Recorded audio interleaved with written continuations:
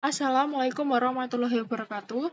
Perkenalkan, nama saya Amelia Febriani dengan NIM 12211320 dari Prodi Manajemen Mahasiswa dari Sekolah Tinggi Ilmu Ekonomi Bank BPD Jateng. Pada kesempatan ini, saya akan menjelaskan apa itu SPSS. Pada awal SPSS dibuat, itu untuk keperluan pengolahan data statistik untuk ilmu-ilmu sosial. Sehingga sejalan perkembangannya SPSS itu digunakan untuk melayani berbagai jenis penggunaan user seperti proses produksi pabrik, riset ilmu sains, dan lain-lain.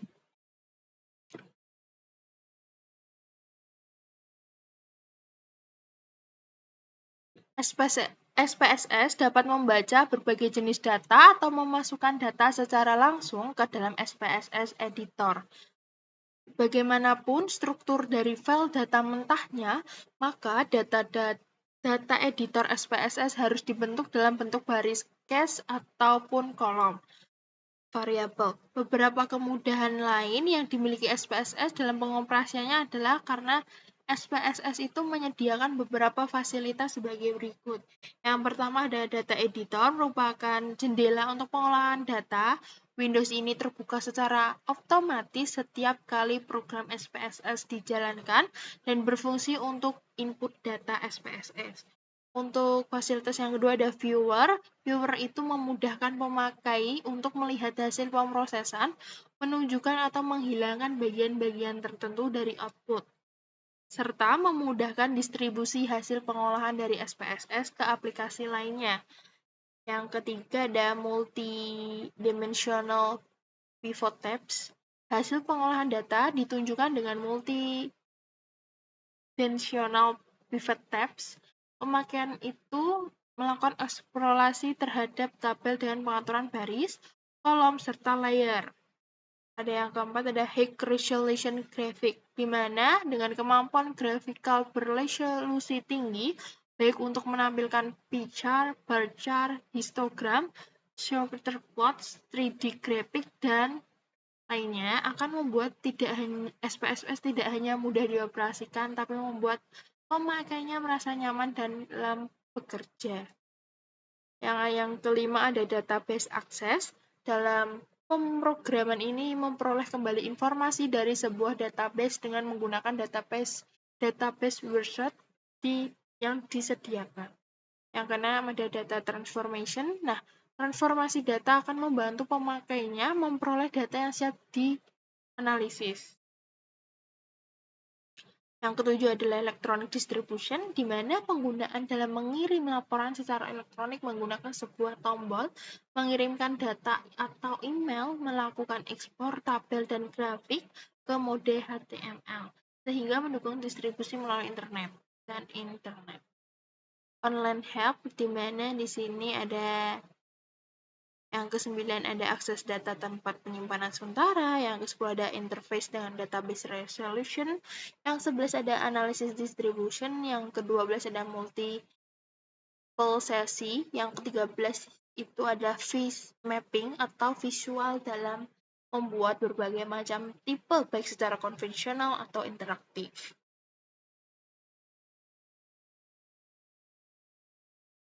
Nah, teman-teman, pada kali ini untuk selanjutnya ada modul 1, pemasukan data dengan SPSS.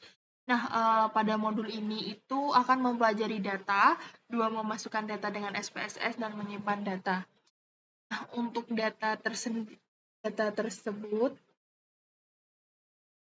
itu ada 2 bagian. Yang pertama ada data view, tempat untuk menginput data statistik. Inilah yang selalu ditampilkan pada layar ya teman-teman. Nah, untuk yang kedua ada variable view, tempat untuk menginput variabel statistik. Bagian ini digunakan hanya pada saat memasukkan dan mendefinisikan variabel-variabelnya. Sehingga jika input data apapun itu yang pertama kali dibuka adalah variabel view. Nah, untuk setelah pemasukan data menggunakan data view, selanjutnya ada tipe data. Nah, dalam tipe Tipe data itu dikategorikan ada data numerik dan data ordinal. Nah, data numerik itu terdiri dari data interval dan data rasio. Data nominal hanya sebatas memberi label pembeda pada suatu data, contohnya gender dan jenis kelamin. Nah, sedangkan data ordinal itu menunjukkan tingkatan data seperti tidak sakit, sakit, dan sangat sakit. Nah, data interval itu memiliki konsep persamaan interval atau jarak. Contohnya, jam 7 sampai jam setengah 9 atau 50 sampai dengan 100. Untuk sedangkan rasio itu mewakili jumlah aktual suatu variabel. Data ini diberpatokkan pada nilai-nilai 0 sebagai tolak ukur. Seperti tinggi, berat, dan jarak, dan lain-lain. Nah, yang kedua ada memasukkan data seperti ini.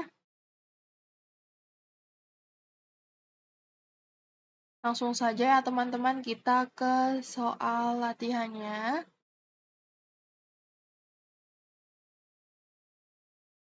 Nah, untuk latihan yang pertama, yaitu perhatikan tabel di atas. Tabel ini menunjukkan harga barang di sebuah toko buku. Gunakanlah SPSS untuk menginput data.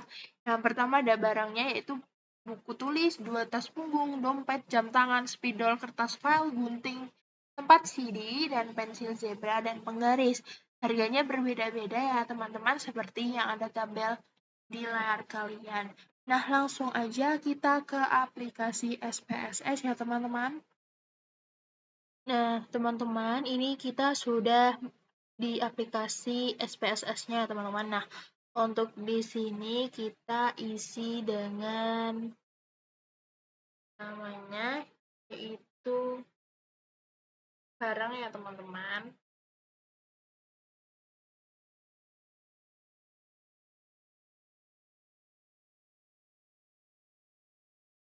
Terus yang itu string ya teman-teman. Klik OK. Untuk width-nya itu kita isi dengan 20 ya teman-teman.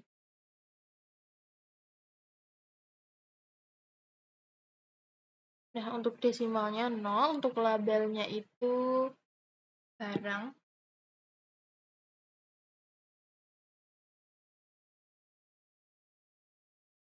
Publish itu non ya teman-teman.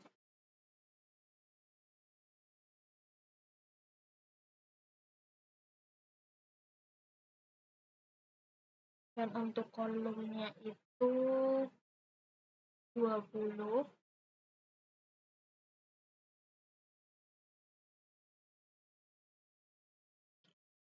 Dan leave-nya itu kita ganti leave sama ya teman-teman.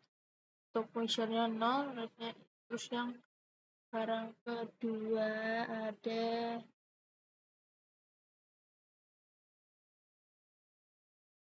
harga.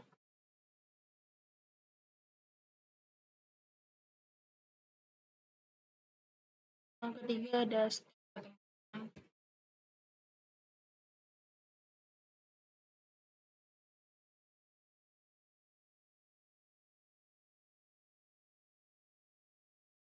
Dengan nomor ya teman-teman. Nah, untuk desimalnya kita ganti dengan 0. Terus untuk labelnya itu juga harga dan stok ya teman-teman.